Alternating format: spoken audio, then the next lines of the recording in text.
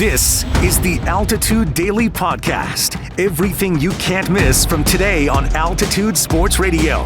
Mosher, Lombardi, and Kane. The one constant in life isn't baseball, James Earl Jones. The one constant in life is Christian Braun and what he brings to this team. Last night, the Nuggets became the first team in NBA history to produce one player with 50-plus points, Jamal, another player with a triple-double, Nikola Jokic, he does that all the time, and a third player with 20 points, 10 rebounds, 5 assists, Christian Braun, all in the same game. Yeah. Christian Braun gave you a double-double last night, and he gives you things that you do not expect. Nobody expected Christian Braun to be this good offensively, correct? Mm-hmm. Nobody expected Christian Braun to be this efficient offensively as a shooting guard. A shooting guard who's shooting 57%? I mean, really 58, 57.8%, yeah. I mean, what are we doing here? Who leads the league in transition points? He leads the entire NBA in transition he's points. elite. He's either dunking or laying it up. And I'm telling you, the reason we don't give him the love is, number one, he's playing with Nikola Jokic, but he does those greasy things. You know how Jared Bednar came on this show and said, we need more guys to give us the greasy goals? Yeah. That's Christian Braun. He's the greasy goal scorer for the Denver Nuggets. So he provides, I think he's in the same mold as Aaron Gordon. He's going to do things that others aren't going to do, that's going to go unnoticed in the box score, but if you're watching the game and you're a Nuggets fan, you will come to appreciate that tenfold. Now, the reason I didn't bring him up in that conversation, Vic, is because I think if you have a game in which Christian Braun's your second best scorer out of all your starting five, it's not an ideal night, is the way I'd put it. Not that he's incapable. Sure. He puts up 28 points occasionally, like he does that. But if he is your second biggest threat, then it's usually not a night that went ideally for how the team wants to play. Okay.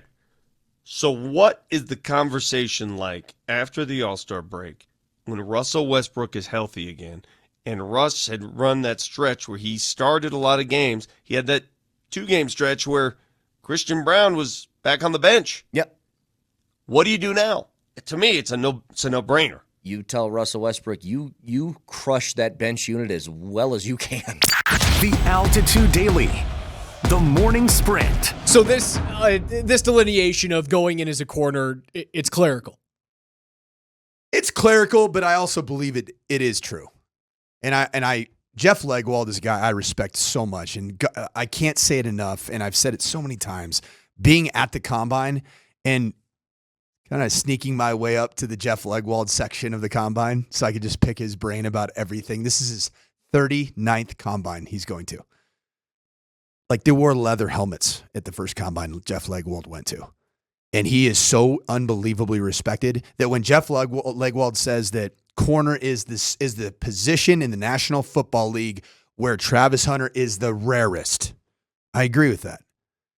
The only thing I will say is the ball skills are Justin Jefferson as a receiver. They are Justin freaking Jefferson.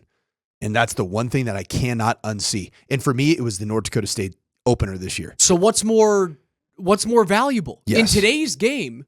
It's a receiver position. It's the receiver. And also, you don't necessarily have to have that girth that an NFL corner, like the NFL corner is getting bigger. Look at Pat Surtain. Guy's big. Trav's thick. He's not. He's dude. He is thin, bro. I saw him in person at the CSU-CU game. I'm like, oh my gosh, that guy's rail thin, and it's incredible. He's not Devonta Smith thin. It's not. That's not a far off comp, dude. Really? Yeah. It kind of doesn't matter because he's so functionally strong, and he's so freakish that it's almost like padding and a lot of the common thought processes around like being able to have armor on you as an NFL football player. I almost feel like it doesn't apply to Travis Hunter because he's so flexible. He's Gumby. He doesn't get hurt. Like, the guy's incredible. You don't have to look like DK Metcalf to. At DK Metcalf, that build does bring about more injuries. You're tightly wound. You're big. You're bulky. You're strong. Remember Vaughn, man? When Vaughn put on all that weight and then he blows his ACL out. It's tough. he came back way thinner, and he's been way more healthy ever since that injury. Let's talk about Travis Hunter and his injury history. It required a cheap shot and an internal organ to malfunction to get him off the football field. Yeah. Outside of that, he's been available. And the greatest ability as a pro football player is availability. And Travis Hunter has shown that. The Altitude Daily. Columbus, Hastings, and DMAC. Telling you, tonight, USA Finland, I'm pumped. That was and maybe if you have a chance to go back, Nathan MacKinnon scored in the first minute of the game. Canada went 3-on-3 in Sweden in overtime. How long were they in overtime for? 3-on-3, 10 minutes? Well, it's 10 minutes total. I think they got 7? down to it was like 7 or 8 minutes into the overtime. NHL's just got to do this. Forget about shootouts. I don't care if they're dropping dead on the ice. Seriously, it's so good, just 3-on-3. And the longer it goes, the tension builds. And it would make regular season games so much better.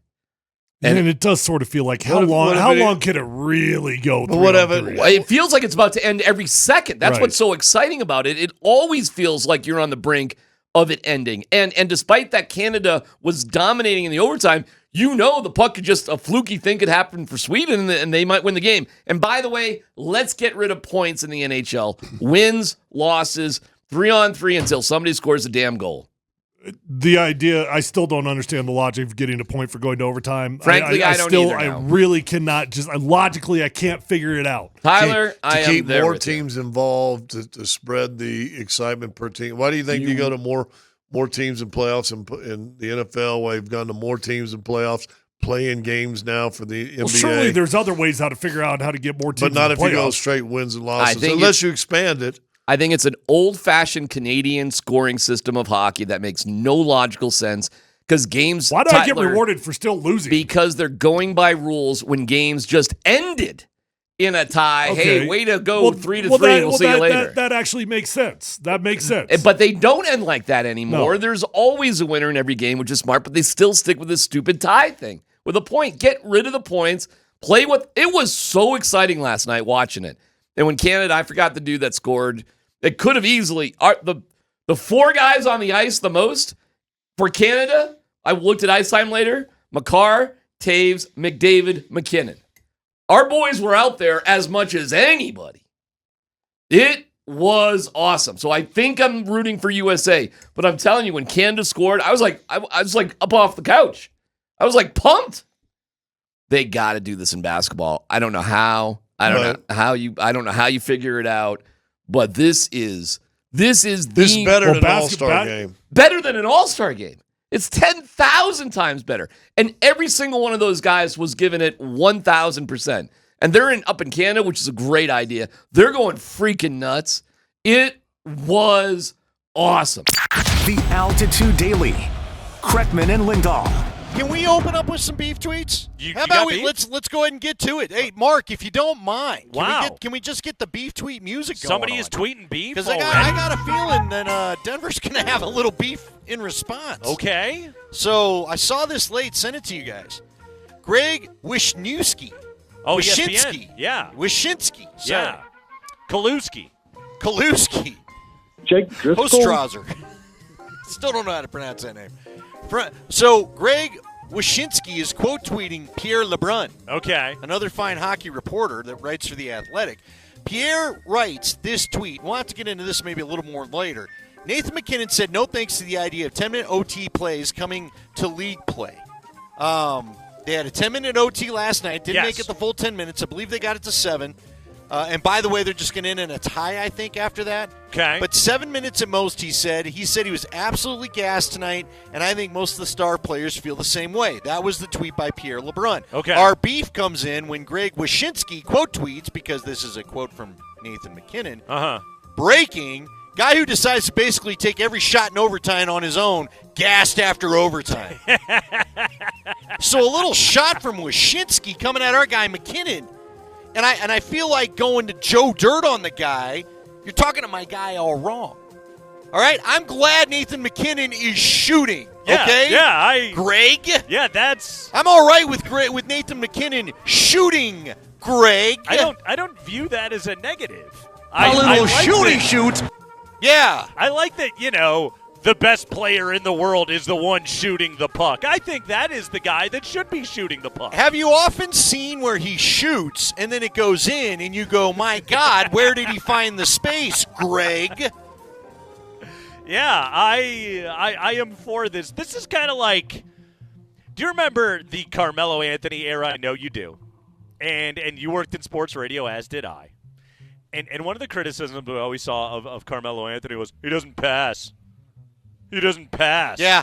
To who would you like him to pass to? Why would he? It's a little different on It's this Carmelo Team Canada. Anthony. Right. Okay? He's like, I want the best player to shoot all the time. Again, I'm weird like that, where I think the guy that's the best at scoring should, try to do all the scoring. Again, I know I'm odd in that way, but yes, odd criticism right there coming from Greg Wyshynski.